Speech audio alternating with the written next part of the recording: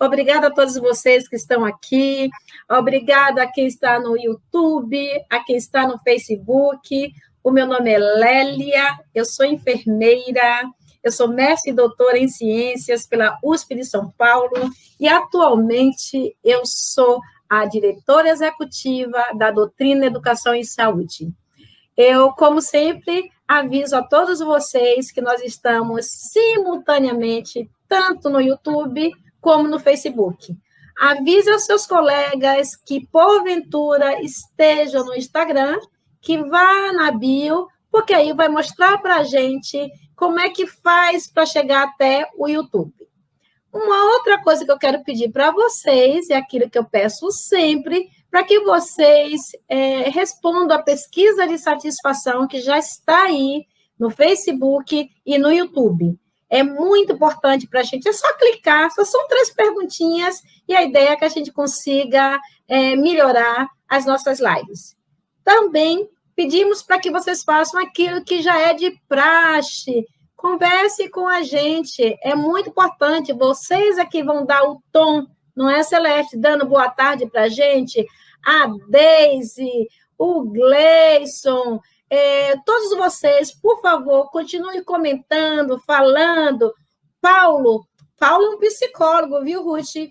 Paulo já dá uma boa tarde, fala que é uma honra essa live com a Ruth, com a doutora Lélia, com a enfermeira Marcela, uma ótima live para todos, muito obrigada, Paulo. A Nelma, que está lá no Canadá, nos assistindo, a Karen, que entrou agora também, a Ana Paula sempre está conosco. Karen, muito boa tarde a todos vocês. É com muito prazer que eu inicio mais uma live nessa tarde de sábado, às 16 horas. Eu não sei onde vocês estão, mas aí eu vou fazer novamente aquilo que eu peço nas outras lives. Por favor, diga de onde vocês estão. Eu estou em Salvador, como vocês podem ver, está muito calor aqui. Então, digam para mim, aonde vocês estão, como é que está a temperatura aí? Está calor também, está dando para usar esse tipo de roupa? Eu estou vendo aqui Marcela e Ruth que não é bem assim, não. Parece que o negócio aí está frio, né? Bom, pessoal, enquanto todo mundo vai chegando, vocês vão avisando aos seus colegas que nós já estamos ao vivo, eu gostaria de apresentar... Paulo está em Diadema. Obrigada, Paulo. Eu gostaria de apresentar a Marcela Tardelli.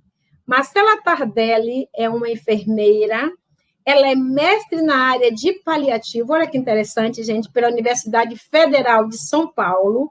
Ela também é especialista em oncologia e em cuidados paliativos, e ela é aromaterapeuta pelo Instituto Harmonie. Vocês sabem o que é isso, pessoal? Já viram falar em aromoterapia? Olha, daqui a pouco ela vai contar. Muito obrigada, Marcela, pela sua presença aqui hoje à tarde conosco. A outra convidada que nós temos é a Ruth Berezin. Ruth é psicóloga, como eu sempre falo nas nossas lives. Não existe assistência realizada por um único profissional. E é por isso que Ruth está aqui, porque somos equipe multidisciplinar. Sem um psicólogo, vamos falar, a gente não dá conta, a gente pira, né, gente? Então, psicólogo é fundamental, especialmente na área de oncologia, né? Então, a Ruth é psicóloga, ela é mestre em ciências pela Faculdade de Medicina da USP São Paulo, ela também é doutora em ciências da saúde pela Faculdade de Ciências Médicas da Santa Casa de São Paulo, e o doutorado dela, gente, ela estudou síndrome de burnout. Sabe o que é burnout? Burnout de queimar é aquela síndrome, né, que resulta do nosso trabalho, quando a gente, às vezes, sai da medida, mas não vou falar isso porque a doutora está aqui para falar sobre isso. Qualidade de vida, estresse e estratégias de coping em estudantes de enfermagem. E, atualmente, ela trabalha na Faculdade Israelita de Ciências da Saúde, Albert Einstein. Ela atua como docente, como psicóloga responsável pelo serviço de apoio psicológico ao estudante. Olha que interessante, na minha época não tinha isso, né? E ela também é orientadora no mestrado profissional em ensino. E a experiência, claro que o Ruth tem um consultório, eu até digo para vocês, pessoal, não fique sem psicólogo, não dá certo, hein? Liga e graças a Deus que agora, nesse momento de pandemia, é possível nós fazermos uma consulta à distância. Então, a gente não precisa nem ter aquele medo. Eu não sei vocês, mas eu, quando fazia terapia, eu sempre pensava assim, Ave Maria, se um colega meu me encontrar aqui na sala de espera, vai ver que realmente eu estou assim, meia assim. Então, hoje acabou esse problema. Hoje, a gente faz a distância da nossa casa, e Ruth é uma dessas psicólogas. Ela tem experiência na área de psicologia, atuando principalmente com síndrome de burnout, estresse, qualidade de vida, autocompaixão, empatia e resiliência em profissionais e universitários da área de saúde. É por isso que Ruth está aqui com a gente hoje, para que a gente possa conversar e até desmistificar um pouco, né, gente? Porque nós, profissionais de saúde, apesar de trabalharmos lado a lado com o psicólogo, quem de nós já fez algum tipo de terapia? Quem de nós compartilha com o psicólogo? Eu também. Que compartilha com o psicólogo aquelas questões que não é simplesmente com medicamento, e às vezes a gente sabe também, né, Ruth? Às vezes é preciso entrar com medicamento. Aí nós vamos para o outro colega, que é o psiquiatra, que também é alguém que nós temos que usar quando for necessário. Então, muito obrigada a todos vocês. Eu queria dar um alô para todos que estão participando. Eu estou vendo que tem gente em Diadema, em Campinas, em Calgary. A Nelma está dizendo que está 24 graus. O que mais que nós temos? Temos a Rosângela Gaspar, estudante técnico de enfermagem do SENAC. Que maravilha, Rosângela! Você é de Viradouro, São Paulo. Que honra termos um técnico de enfermagem, um estudante de técnico de enfermagem aqui com a gente. Uma honra, muito obrigada. Karen está falando de Joinville. Ela disse que Joinville está um dia muito bonito e está calor, né? O Paulo está dizendo que a Ruth é fera no assunto, é mesmo. Deise está dizendo que já fez terapia e sente muita falta. E Deise está dizendo que ela é de Salvador. E a Ana Paula também, sim. Então, gente, é importante. Assim como nós vamos ver a unha, ver o cabelo, ver a dor que está aqui, eu tenho que participar também com o terapeuta, com o psicólogo e, se for o caso, também com o psiquiatra. Mas, dados os recados, enquanto vocês aquecem, eu vou começar com Ruth, pedindo para Ruth falar do nosso tema de hoje. Eu não sei se vocês sabem, mas eu queria que Ruth esclarecesse para a gente, Ruth, o que é resiliência, Ruth. Eu vou ligar de volta o seu microfone, Ruth, para que você volte a falar com a gente e diga para a gente, Ruth, muito boa tarde, muito obrigada por você estar aqui. Fique tranquila, porque esse público todo que está aqui com a gente é todo mundo do bem, que sempre está aqui para trocar informações. Muito obrigada, Ruth. Muito obrigada por você estar aqui. Conte para a gente o que é resiliência. Bom, em primeiro lugar, eu quero agradecer a Lélia e todos vocês que estão nos assistindo. Então, resiliência é um conceito extremamente importante que significa um reflexo, um modo de encarar e compreender o mundo profundamente enraizado na mente e na alma do indivíduo. Para deixar um pouco mais claro, o que a gente pode dizer? Que uma pessoa resiliente, ela tem 3 características. Ela tem uma aceitação ferrenha da realidade, uma crença profunda, com frequência baseada em valores enraizados, de que a vida tem sentido, e uma capacidade grande em improvisar. Então, são esses 3 aspectos importantes. Ruth, pelo que você está falando aí, eu já estou fazendo meu autoexame. Parece que eu tenho alguma coisa aí, né? Essa capacidade de reinventar. Ruth, segure aí, porque eu quero voltar com você enquanto as pessoas estão esquentando, porque com essas características que você falou, parece que eu tenho uma certa resiliência. E depois eu quero saber mais. Muito obrigada, Ruth. Eu quero passar agora para Marcela. Marcela, eu sei que você atua em cuidados paliativos. Ruth já fez a classificação aqui do que vinha a ser resiliência. Eu queria saber, Marcela, como é, ou se é percebido a resiliência em cuidado paliativo, ou em que momento que a gente consegue ver a questão da resiliência. Você pode contar para a gente, Marcela? Muito obrigada por você estar aqui. Eu que agradeço, Lélia, agradeço a você e a toda a equipe da Doutrina pelo convite, pelo carinho, pelo acolhimento. Agradeço a todos os presentes que estão aí curtindo essa tarde de sábado com a gente. E eu acredito muito que a resposta é o tempo todo. A gente tem oportunidade para desenvolver e para trabalhar nossa resiliência quando a gente fala de atenção paliativa. Né? Não só o próprio paciente, né, que encontra diversas situações em que ele não gostaria de estar e que ele precisa colocar esses valores dele à tona, vamos dizer assim, e realmente repensar quais são esses valores, né, o que a vida significa de fato para ele, e aí ele vai buscando essas ferramentas, e eu acho que é onde o papel do psicólogo faz uma importante diferença quando a gente tem alguém por perto na equipe, porque não é toda equipe que tem esse privilégio, né, infelizmente, de ter um psicólogo por perto, para ajudar a buscar essas ferramentas, né. E nós, enquanto profissionais também, porque nós vamos encontrar uma série de nãos à nossa frente. É o médico que fala, não, a gente não precisa de uma outra equipe para cuidar desse paciente, é a família que tem resistência, fala, não, eu sei que é paliativo, meu familiar não está morrendo, né, que tem uma negação ali, uma relutância. Então, o tempo todo a gente vai se deparando com nãos, inclusive até dos nossos próprios líderes, gestores, que acham que talvez paliativo não faça sentido para o caminho que aquela instituição está tomando.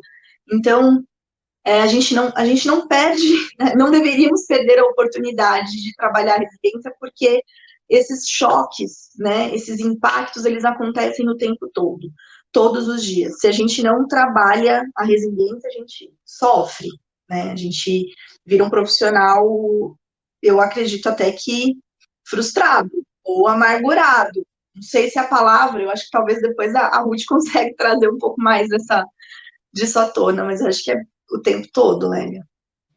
Muito obrigada, Marcela. Sua explicação foi muito boa e já fomentou algumas dúvidas. Eu quero deixar aqui claro que a Carolina Salerna de Almeida acabou de chegar, está dando beijos, e eu quero avisar que na próxima semana nós vamos falar de práticas avançadas de enfermagem. E Carolina será uma das palestrantes. Muito obrigada, viu, Carolina? Bom, as pessoas já se animaram e as perguntas já chegaram. A Ana Paula dos Santos gostou do que foi falado até aqui, Ruth? Eu acho que essa pergunta é para você, né, Ruth? Ela quer saber como trabalhar a resiliência. Ruth, você pode contar para a gente?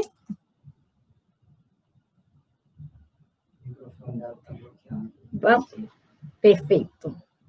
Oh, voltou de novo o micro. Pronto, pode falar, Ruth. Tá.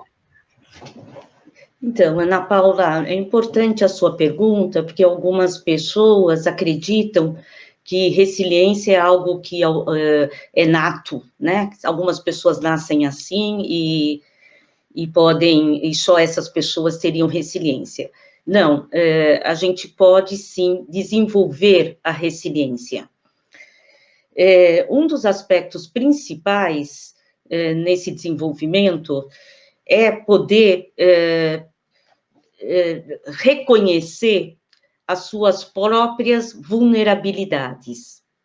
E para isso é importante um processo de autoconhecimento.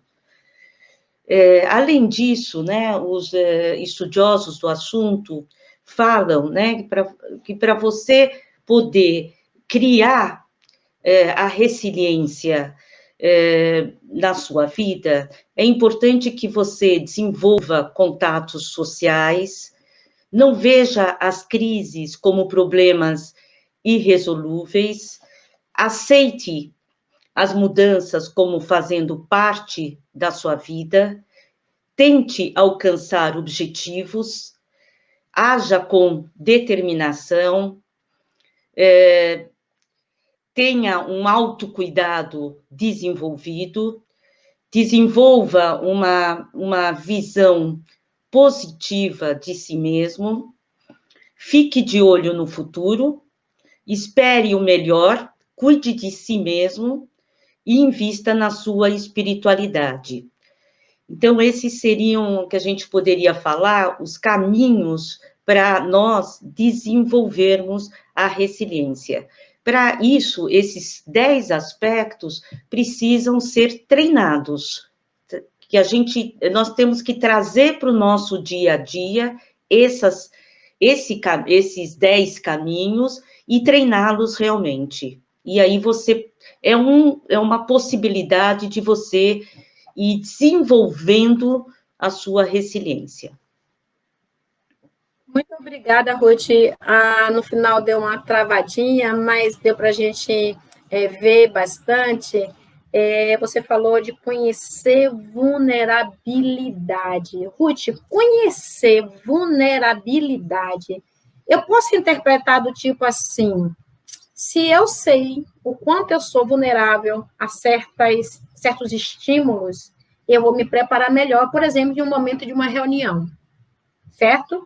Se eu sei, inclusive, a sua vulnerabilidade, Ruth, eu posso usar isso a favor ou contra. Isso faz sentido? Quando eu quero dizer o seguinte, a gente abrir a guarda, né? Mostrar que nós somos vulneráveis. Isso, porque tem pessoas que são completamente transparentes. Você já sabe, assim, olha, você quer desequilibrar aquela pessoa, fale tal coisa. É por aí, Ruth, do que você acabou de falar? O que eu falei é você, em relação a si mesmo, poder aceitar as suas fragilidades, né? Poder reconhecer que todos nós temos fragilidades, e isso que você trouxe, eu acho que soma um aspecto importante, que é não temer tanto expor essa fragilidade, porque para nós termos um estado de resiliência, é importante criar vínculos afetivos fortes que nos apoiem nos momentos que nós precisarmos. Então, isso que a Lélia trouxe de até poder expor, ou o outro abrir um espaço para se falar das vulnerabilidades, é muito interessante e é muito importante. Muito obrigada, Ruth. E aí eu vou pegar essa pergunta, né? Eu vou, antes até de passar para a Marcela, eu vou pegar aqui um comentário que a Carolina colocou. Ela disse o seguinte, que em 2015, vivenciei por 50 dias o processo de morte e morrer com a minha avó. Ela foi tão resiliente, tão pequena fisicamente, mas com uma alma imensa. Foi difícil e foi lindo aprender com ela. Olha que interessante, né? Difícil, mas também lindo. Dá para ter um equilíbrio, né? Muito obrigada, viu, Carolina? A Maria Lúcia diz, oi, Ruth, cheguei, parabéns pela iniciativa, toda a equipe, muito obrigada. A Gisele de Paula, enfermeira, que cuida da navegação, que sabe muito sobre navegação, dando parabéns para vocês. Muito obrigada, viu, Gisele? Bom, pegando o que Ruth acabou de comentar, eu quero saber da Marcela, que trabalha com paliativos, o seguinte, dizem que o profissional que trabalha com câncer, que trabalha na oncologia, tem que ser forte, não pode chorar, não pode nada, não pode demonstrar fraqueza. Você poderia comentar isso para a gente? O que você pensa sobre isso? Eu tenho a minha opinião, gostaria que você falasse, depois eu queria falar o que eu penso sobre esse peso, eu diria que é um peso que a sociedade às vezes coloca no meu ombro, mas que eu penso de uma forma diferente. Conta para a gente, Marcela, como é que você pensa sobre isso? E a gente ainda escuta assim, como você consegue trabalhar com isso? Né? Como se a gente estivesse no olho do furacão do sofrimento, né? Mas, como bem a Carolina trouxe, a gente encontra nessas experiências momentos tão... Eu não quero romantizar aqui a morte, né? Mas eu acho que a gente tem tanta oportunidade de aprender com esses momentos, e, de fato, é aquilo que a Ruth trouxe, é você olhar de uma forma positiva para aquilo, né? É fato, a gente vai morrer. Não tem jeito, não tem como mudar isso, né? É uma verdade que não tem como a gente debater. Mas voltando à pergunta da Lélia, o profissional ele vai encontrando no seu dia a dia maneiras de enfrentar esses desafios. Sejam desafios do tipo, não dou conta de cuidar da morte desse paciente, não dou conta de conversar com a minha chefe sobre esse assunto, seja se fechando, e aí é uma pessoa que você fala assim, nossa, olha que duro, que frio, ele nunca chora. A gente não sabe quantas vezes eu saí do hospital, estava lá firme, né? Passei um plantão de perrengue, entrei no carro e chorei e desabei. Então a gente vai buscando formas de extravasar essas sensações de medo, de essas nossas vulnerabilidades, né, que se afloram nesses momentos de choque, E aí a gente se depara com situações que você fala assim, tá, mas se eu tiver que chorar lá na hora, eu não posso chorar? Se um familiar, se um paciente que eu gosto muito, que eu acompanhei, que eu conheço bem a família e a dinâmica, o paciente falece, e aí, eu não posso chorar? E aí eu tenho uma regrinha, Lélia, que eu costumo ensinar para os nossos alunos, né? Ensina não, a gente dá a dica, porque a gente nunca sabe o que vai acontecer na hora, né? Na hora, tudo pode rolar. Eu posso não chorar e chorar em casa, ou eu posso desabar ali. Mas eu costumo dizer que para que a gente tenha equilíbrio e a gente permaneça enquanto profissional naquele momento, né? Porque a gente tem que pensar nisso, a gente se manter enquanto profissional ali. Eu não sou o familiar, eu sou o profissional que está cuidando.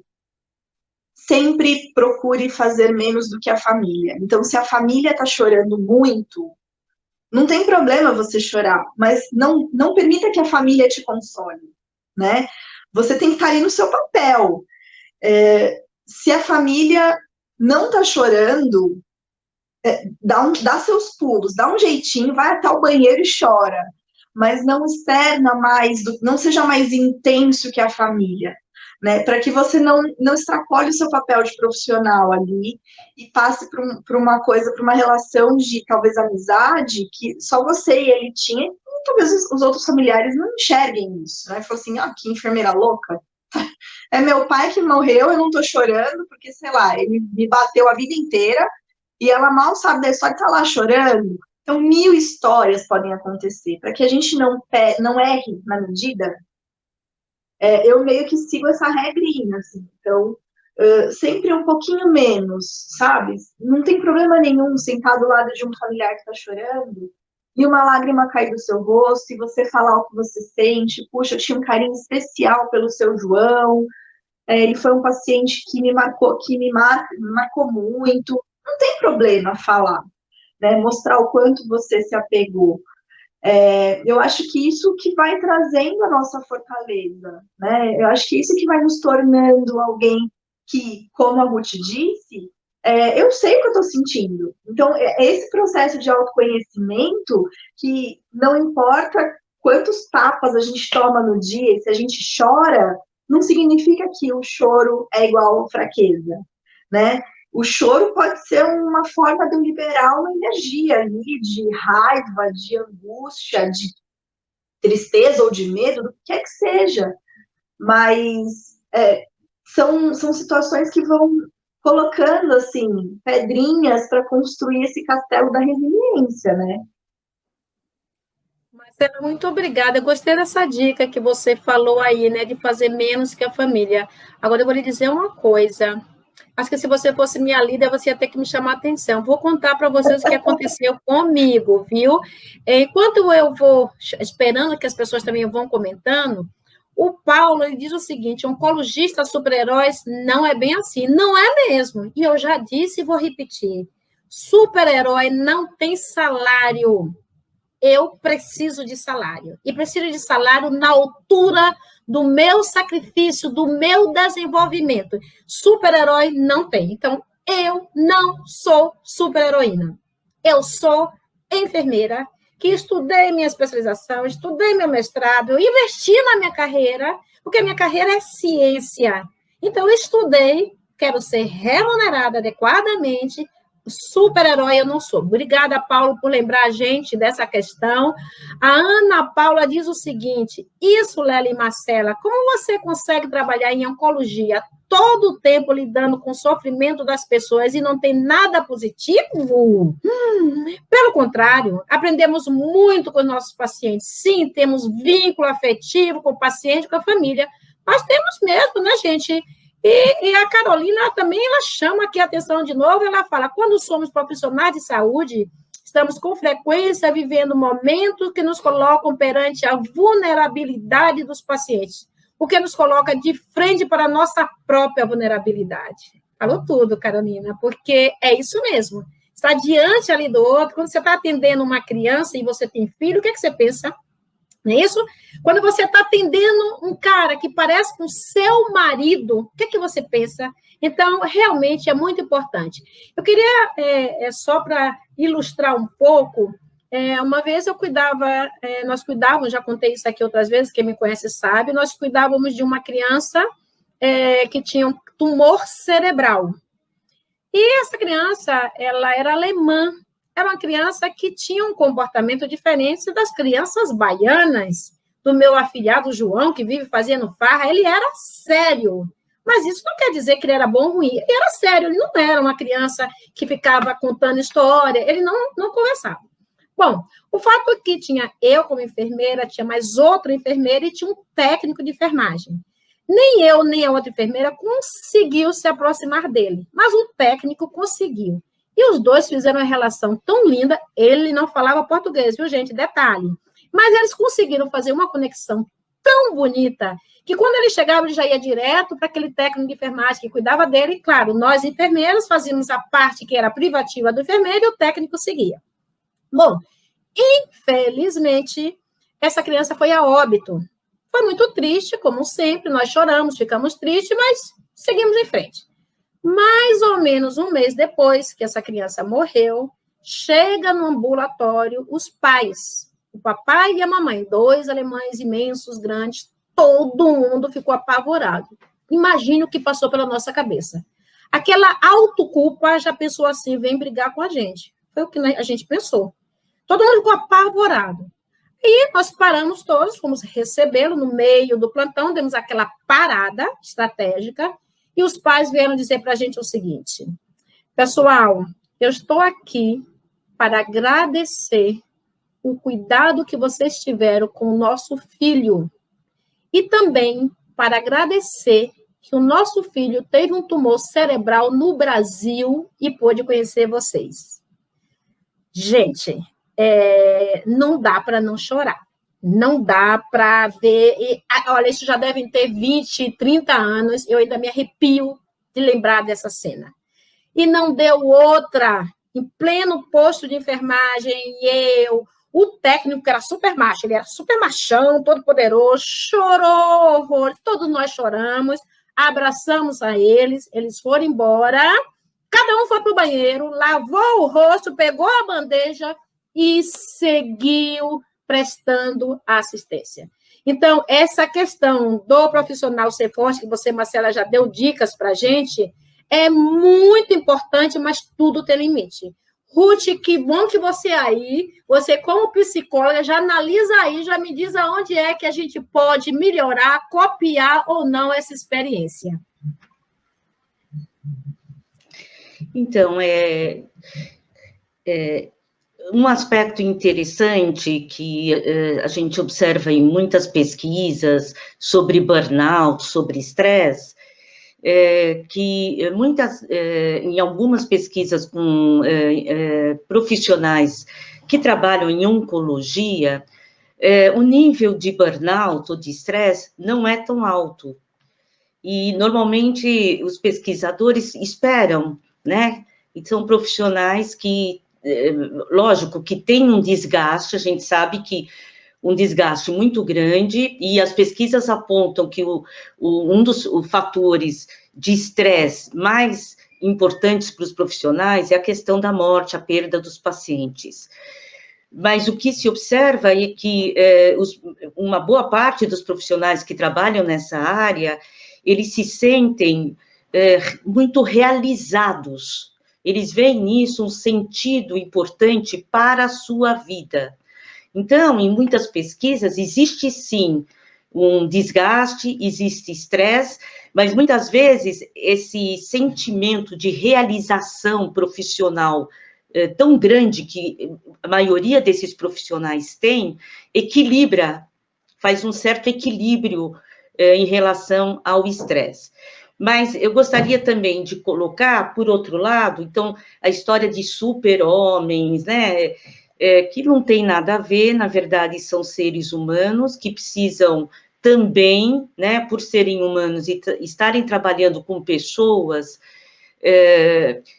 tem que lidar com as emoções que essas situações lhe causam, né? Esse profissional que trabalha com um paciente, uma criança com câncer grave, ou com as questões, né, pacientes moribundos, ele precisa ter estratégias, que a gente chama de estratégia de coping, para poder lidar com essas situações. E aqui, aproveitando, né, que nós estamos falando da resiliência, então, assim, essas estratégias de enfrentamento, todos nós temos, né, a gente usa as que a gente tem, muitas vezes a religiosa, algumas atividades que compensem o estresse, tem várias formas que a gente tem para enfrentar esse desgaste emocional que essa situação traz. E aqui é interessante a diferença de enfrentamento e resiliência. A resiliência, ela concentra a sua atenção no resultado das estratégias que a gente utilizou para se adaptar bem às adversidades. Então, uma coisa é, eu enfrento as situações com os recursos que eu tenho e posso ficar bem ou não, emocionalmente, e na resiliência, a pessoa resiliente, ela vai ter um certo sucesso, por isso que a gente está falando aqui, está apresentando a importância de nós treinarmos para podermos ter mais resiliência, uma resiliência que nos venha quando nós precisarmos. Muito bom, Ruth, muito obrigada. Quando você disse que existem mecanismos, quando eu atuava na assistência direta ao paciente, Ruth, eu fazia alguns absurdos com o meu corpo. Sabe qual era o absurdo, Ruth? Eu não bebia água. Sabe por quê, Ruth? Para não parar e não ir no banheiro.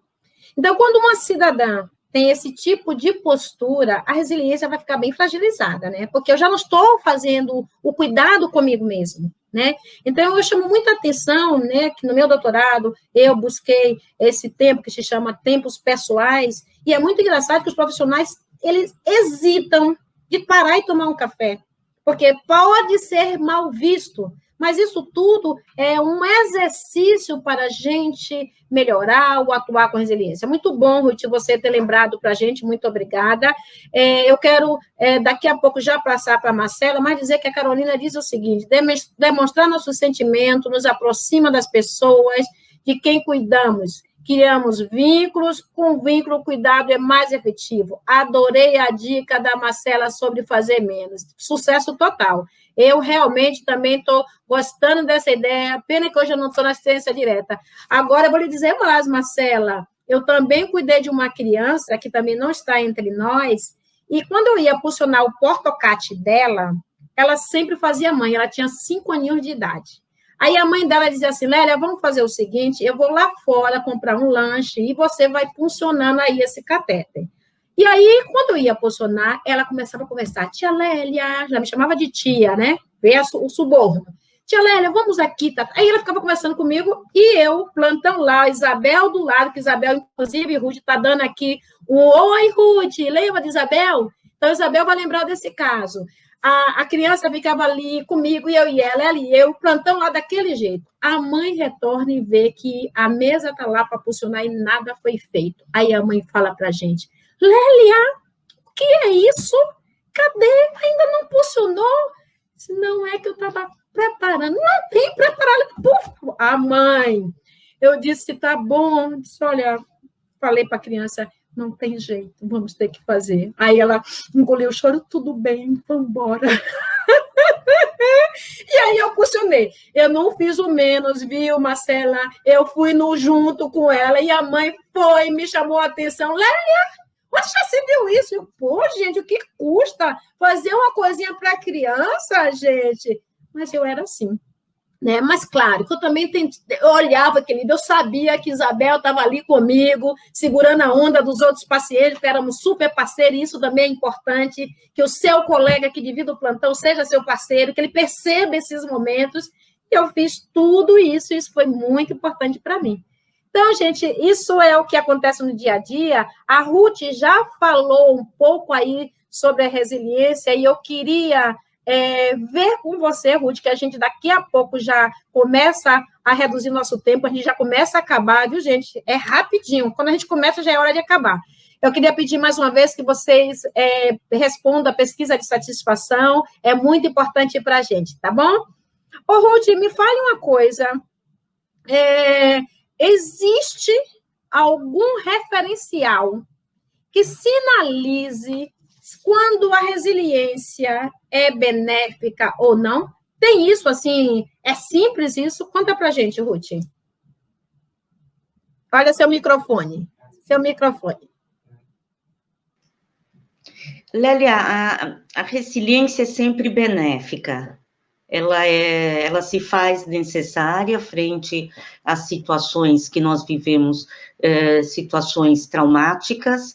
Então, o que existem medidas para avaliar se a pessoa é resiliente, se ela tem um nível de resiliência bom, para que ela possa lidar com as situações adversas, né, as situações difíceis da vida. Então, ter a mais é bom, né? Então, é importante esse conceito, você é resiliente ou não é resiliente. Ter resiliência a mais é bom, né? Ok. Muito obrigada, Ruth. Pois eu imaginava que se ficássemos muito resiliente, a gente poderia quebrar, né? Porque eu sempre brinco, né? Ruth tenta me dizer qual a palavra certa, mas para mim resiliência é enverga, mas não quebra. E esse de enverga, mas não quebra, me remete, Marcela, a uma palavra que eu descobri aí, que se chama antifrágil. Marcela, me fala melhor dessa expressão aí, dessa palavra antifrágil. Você poderia explicar para a gente? Sim, eu não sou expert no assunto, mas existem livros aí recentes na área que vocês podem procurar facilmente aí nos buscadores. Mas essa palavra, esse termo vem como se fosse o próximo passo da resiliência, né? Porque a resiliência, ela é como a gente num bambu. O bambu, num vento forte, ele enverga, mas ele volta. Ele enverga e ele volta. Então, a resiliência, ela vem com essa capacidade de você suportar as coisas difíceis e permanecer ali firme.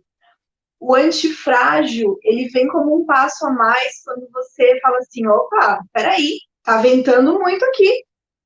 Preciso fazer alguma coisa para melhorar meu estado, entendeu? Então, você sai da condição de só aceitar a bordoada e começa a se tornar alguém melhor para lidar com isso, e aí quando ventar, você não sente, né? Quando ventar, sei lá, tipo, você não enverga tanto, você só vai envergar mais um tiquinho. Então, ele vem nesse movimento de fazer você se tornar realmente menos frágil, né? Menos delicado, e se fortalecer, mas saindo do seu lugar comum. né? Então, é um termo aí que tá vindo, eu acho que vem para ficar, mas lembrando que não dá para você ser antifrágil. Eu não consigo imaginar você ser antifrágil sem antes ser resiliente, porque aí você de fato quebra, né? Você tem que entender o contexto, entender sua vulnerabilidade, entender o que está acontecendo, como se tornar de fato melhor depois daquilo que está acontecendo. E aí vai ter situações, por exemplo, um paciente que está numa fase bem avançada de doença, que ele talvez não tenha tempo para isso. Então, eu também não posso exigir isso do outro, né? Essa cobrança do, pô, mas você tem que entender. Não, não tem que entender. Talvez eu já entrei num momento para determinada parte da minha vida de ser mais antifrágil. E o outro ainda está trabalhando resiliência. Então, a gente precisa também se colocar na posição de não julgar, né? De compreender em que contexto o outro está, e respeitar e buscar apoiá-lo. Se é para resiliência, como eu vou ajudá-lo a encontrar o seu autocuidado, a reconhecer suas vulnerabilidades, né, a se entender, a conhecer seus medos. Então, é por aí. Se eu pego um paciente que já está muito mais estruturado, ou eu me sinto mais firme, assim, não, pode vir que agora eu estou pronta. Aí está na hora de começar a ser antifrágil, né, de sair do lugar comum. Acho que a Ruth queria complementar. Ou seja, é um equilíbrio. Ruth, seu microfone está desligado, eu sei que você quer fazer um complemento. Eu queria só aproveitar também essa questão do antifrágil, que eu li essa semana algo sobre, de uma maneira bem catastrófica. Quando um avião cai, a companhia aérea não para e diz, é isso mesmo, pode cair, porque tem uma estatística que diz, não, ela imediatamente identifica quais foram as causas que levaram aquele avião a cair e ela já proporciona uma mudança. Acho que é bem por aí também, né? E é importante a gente conhecer esses conceitos e, como Ruth disse, se conhecer por causa das nossas fragilidades. Porque atender um paciente, por exemplo, fora de possibilidades terapêuticas, não é a missão das mais simples. A gente tem que realmente exercer a resiliência, e como você disse, Marcela, eu tenho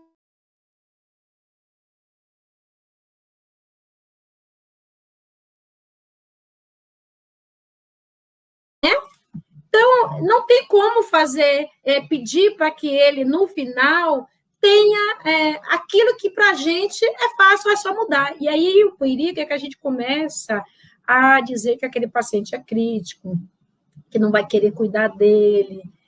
Mas o que acontece? Às vezes, naquele momento, ele começa a refletir aquilo que a gente tem, e aí vai começar a incomodar a gente, porque está ali na cara. Aquilo que a gente não gosta de mostrar, aquele paciente está mostrando, né? Então, antes de passar para a Ruth, eu queria colocar aqui alguns comentários que nós já estamos finalizando, estamos sempre aprendendo a ser resiliente, né, Isabel? No nosso dia a dia, no trabalho, nas relações com os colegas, nesse momento de pandemia que a gente vive agora, né, eu acho que resiliência é tudo. Aliás, pessoal, eu queria dizer que esse tema, quando eu busquei, foi por causa dessas manifestações diversas que a gente vê pelo país, e eu estava assistindo uma reportagem de uma enfermeira que estava se manifestando contra a morte dos colegas enfermeiros da equipe de enfermagem. E ela foi de uma forma agressiva, agredida por um transeunte, mas ela se portou de uma maneira tão resiliente que aquilo me impressionou. E eu pensei, não, eu tenho que trazer esse tema, porque esse é o nosso dia a dia, e a gente tem que discutir para saber, inclusive, assim, estamos no caminho certo, estamos no caminho errado. Então, é muito importante esse tema, e é como a Isabel diz, toda hora a gente aprende, né? E o Paulo diz o seguinte, o maior inimigo do comportamento resiliente é a negação. Não entendi, Ruth. Você pode contar isso melhor, que esses psicólogos sabem de umas coisas. É por isso que, às vezes, a gente tem medo de ir para psicólogo, porque a gente acha que eles são videntes, que ele lê o que está lá dentro, que a gente não deixa sair. Ruth, conta aí, o que é isso aí que o Paulo, que é um psicólogo, está trazendo aqui para a gente? É importante isso que o Paulo está trazendo, porque uma das ferramentas mais importantes para nós termos resiliência é poder olhar para a realidade. Então, a negação é um mecanismo de defesa onde você faz de conta, né, como que nada está acontecendo de grave, né? E numa situação, trazendo aqui para o Covid, isso a gente tem observado muito, né, que vem ocorrendo, infelizmente, até com autoridades importantes, esse mecanismo de negação, que ele vai totalmente contra a possibilidade da resiliência, porque para você realmente lidar com essa adversidade, você precisa olhar ela de frente, a realidade dessa adversidade que está ocorrendo. Então, o negar vai atrapalhar a sua resiliência. Não é nada positivo. Muito bom, muito obrigada, Ruth. Obrigada, Paulo, também por sua colocação. A Ana Paula fala o seguinte: vocês poderiam indicar referências sobre a resiliência para trabalhar com a nossa equipe? Eu queria que se vocês puderem comentar e também dizer o seguinte: como a gente sempre faz aqui nas lives anteriores, a gente disponibiliza o link. E Ruth até já me passou alguns links, nós vamos disponibilizar. Mas vocês gostariam de comentar esse pedido da Ana Paula? Vamos lá, Marcela, depois a Ruth. Eu vou indicar 3 livros.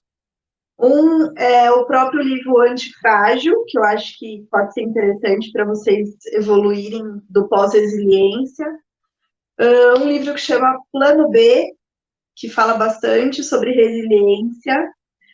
E um livro de uma médica amiga, chama Ana Coradazzi. O nome do livro é No Final do Corredor, e que ela traz bastante histórias, assim, de experiências dela no consultório. Ela é oncologista, paliativista, e nas histórias a gente consegue perceber como ela conseguiu rebolar ali para poder dar conta de situações difíceis, né, e a gente enxergar um pouco essa resiliência na questão do aspecto profissional, de área de saúde, e também do próprio paciente em situações difíceis, né.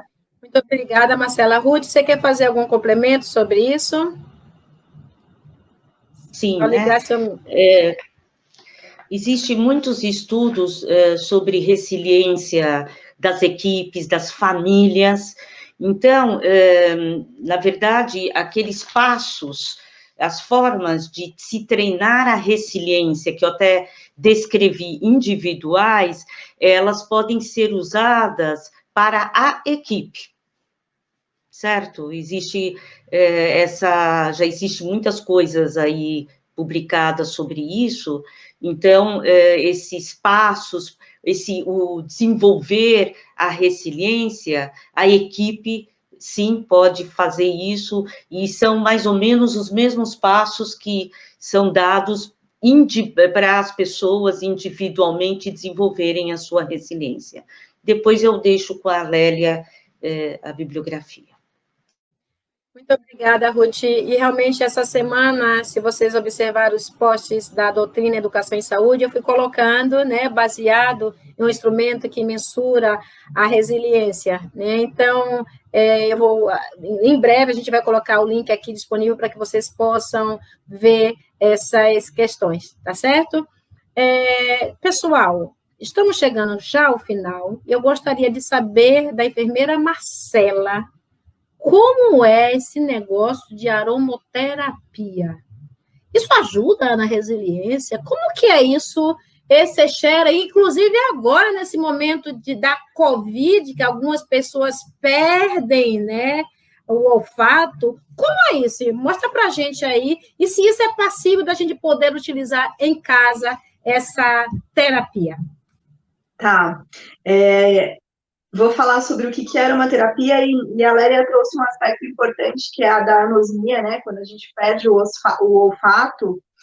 A aromaterapia, apesar de ser uma prática que trabalha com óleos essenciais, e aí lembrando que existe uma importância grande de você ter um aromaterapeuta para indicar e para te ajudar nas escolhas, porque óleos essenciais são muito diferentes de essências, né? A essência, ela é produzida na indústria, o óleo essencial ele é natural, 100% natural, e aí a gente faz uso desses óleos para poder trabalhar aspectos físicos, emocionais e vibracionais. Então, também é uma terapia vibracional.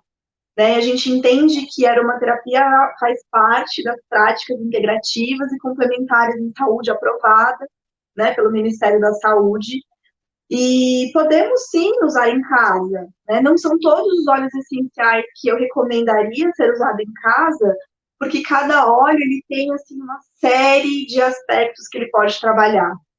Então, retomando assim, a primeira pergunta que a gente ouviu, né? Que ferramentas eu tenho para me ajudar a trabalhar a minha resiliência?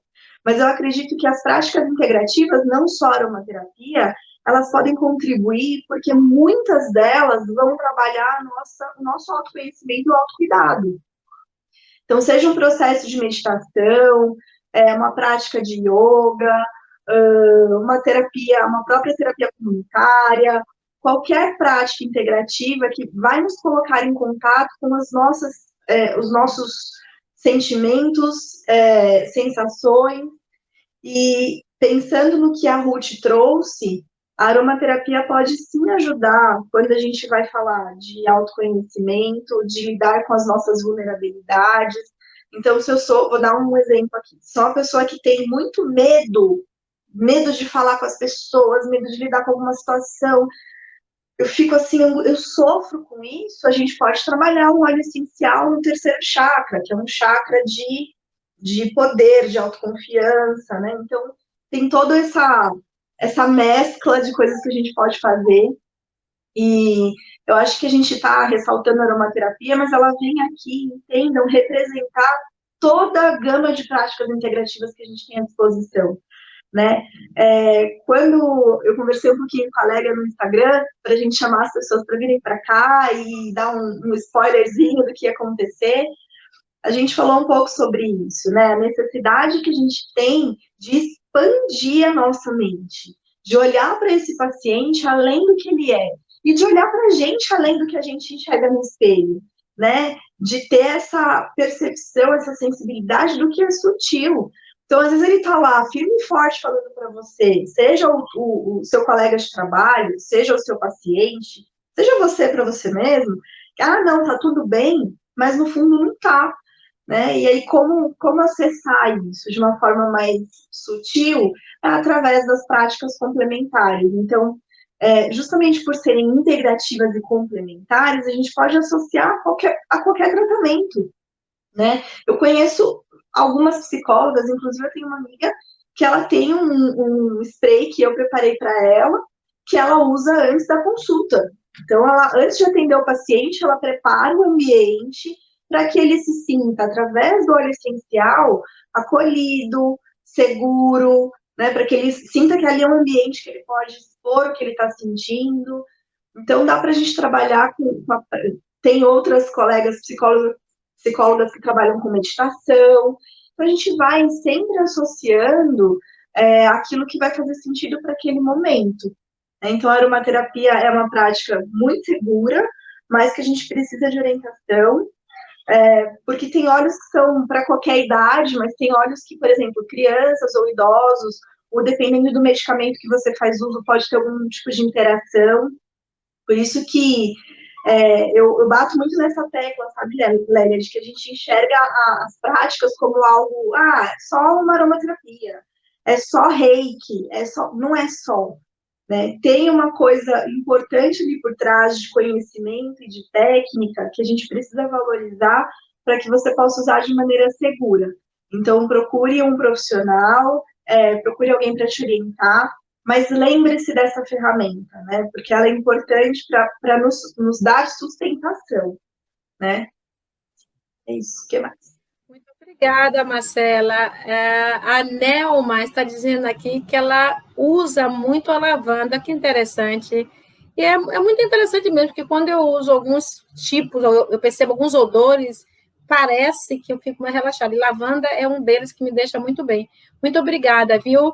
Eu queria dizer para vocês o seguinte, tem uma pergunta que eu quero colocar para vocês aqui, do Gleison, que fala o seguinte: as circunstâncias vividas são responsáveis por moldar o ser humano na resiliência, visto que não é possível entender-se forte por algo que você nunca tenha passado. Está correta essa colocação?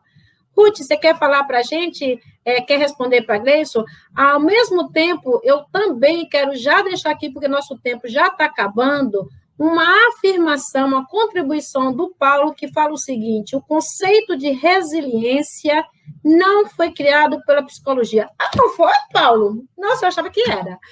Foi criado pela engenharia. Nós adotamos para entender o comportamento de superação dos eventos adversos. Que interessante isso, né? Mais uma vez, Paulo, muito obrigada. E eu quero dizer para vocês o seguinte: nós, os profissionais, será que estamos cientes desse tema resiliência? Será que a gente para ver isso? Bom, enquanto todo mundo vai vendo e a gente já está finalizando, Ruth, por favor, fala para a gente aí, faça o seu comentário sobre essas duas colocações do Gleison e do Paulo, por favor.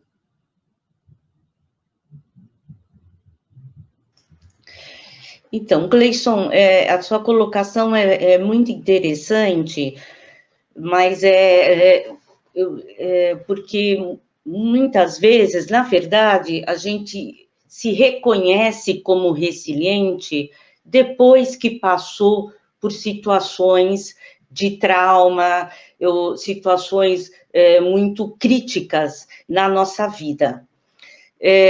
Eu acho que não dá para dizer que a situação nos molda, mas lógico que essa experiência tão crítica que a gente passa nos faz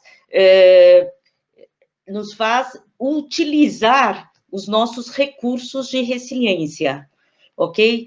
Então, muitas vezes, a gente nem sabe que é resiliente. Só quando vive situações críticas ou traumáticas e conseguimos lidar com elas de forma que ultrapassamos as dificuldades. E também, isso é um ponto interessante na resiliência, que ele não é só nós ultrapassarmos as dificuldades. A resiliência está incluído nela que nós mudamos, nós nos transformamos também. No momento que nós estamos lidando com a crise, faz parte da resiliência uma mudança posterior. A gente não volta a ser o que era antes do trauma.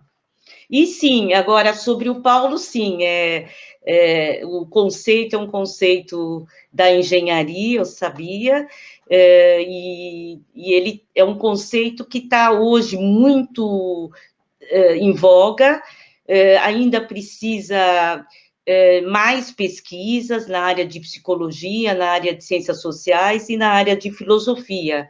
É um termo um construto que está em crescimento atualmente. E, Lélia, você tem razão, quando a gente vai procurar pesquisas na área da saúde sobre resiliência, nós ainda encontramos muito pouca coisa, né? Inclusive, para esse tema, com trabalho com os profissionais da área de oncologia, ainda tem pouca pesquisa sobre esse tema, né? Então, é uma área, uma lacuna interessante para as pessoas que estiverem interessadas em pesquisar. Muito obrigada, Ruth. Para finalizar, eu quero só reforçar o que vocês já falaram aqui da importância do autoconhecimento. Eu não sei como eu faço para me conhecer sozinha. Eu tenho 55 anos de idade. Alguma coisa sobre Lélia eu sei, mas eu não sei tudo. Então, tem que buscar profissional. Não tem alternativa. Enfermeiros, técnicos, farmacêuticos, nutricionista e o próprio psicólogo precisa de ajuda, porque senão fica mais difícil para a gente viver com tanta diversidade. Para finalizar a nossa tarde, Ruth, faça as suas considerações finais. privilégio e poder ter participado dessa live. Eu quero agradecer a Lélia, a Marcela, todos que vieram assistir. E gostaria, assim, só de colocar, da mesma forma como a Marcela colocou, sobre uma prática, né, que pode auxiliar na prevenção, né, da nossa saúde mental e fortalecer a nossa resiliência. Gostaria de deixar aqui uma ideia interessante da importância do nosso autocuidado nesse momento que nós estamos vivendo de Covid, e uma ferramenta interessante que a gente pode estar utilizando é o treinamento de autocompaixão, que depois a gente pode aqui indicar livros que orientam esse treinamento, que é composto por 3 elementos, que é um treinamento que nós fazemos no sentido de começar a ter uma compaixão, uma bondade por nós mesmos, um senso de humanidade, ter a noção de que as crises que nós vivemos não são só conosco. Então, se a gente for pensar em Covid, o planeta inteiro, né, os seres humanos estão vivenciando isso.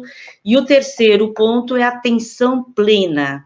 Então, esses 3 elementos fazem parte de uma técnica de autocompaixão, onde você, através de um treinamento, você desenvolve esses 3 elementos. Então, gostaria de deixar essa dica, como muitas vezes ainda não é necessário buscar um especialista, psicólogo, psiquiatra, mas a gente pode também prevenir os nossos problemas emocionais, e essa técnica de autocompaixão pode ser um complemento aí, algo que pode ajudar a nós a nos conhecer, a entrar em contato com as nossas emoções, enfim. Então, a dica é, olha, para nós desenvolvermos a nossa resiliência, o autoconhecimento é muito importante, e a autocompaixão, ela pode nos auxiliar.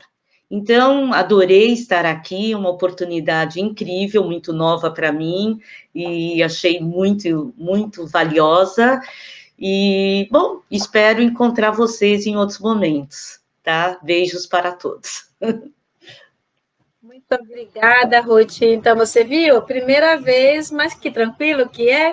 É muito interessante, pessoal, que todos vocês que recebem com muito carinho o convite, todo mundo que vem aqui compartilhar o conhecimento, dedica o seu tempo de maneira totalmente voluntária, e esses são uma das partes boas dessa pandemia. Não fosse essa pandemia, muito pouco provável que estivéssemos aqui conversando, né? Então, tem coisas também importantes e que a gente é só saber olhar de uma forma adequada, que no final dá tudo certo. Então, eu quero agradecer a todos vocês que estão aqui com a gente até agora. Eu vou ler esses últimos aqui, a Leila fala parabéns a todos, a Maria Lúcia, Bárbaro Ruth, essa sua colocação, tudo bem, essa técnica é maravilhosa, é isso aí, vamos nos conhecer, vamos nos valorizar também. Ana Paula, parabéns por essa live, um bom final de semana. Então, gente, fiquem com Deus, no próximo sábado estaremos aqui novamente. Muito obrigada e até a próxima.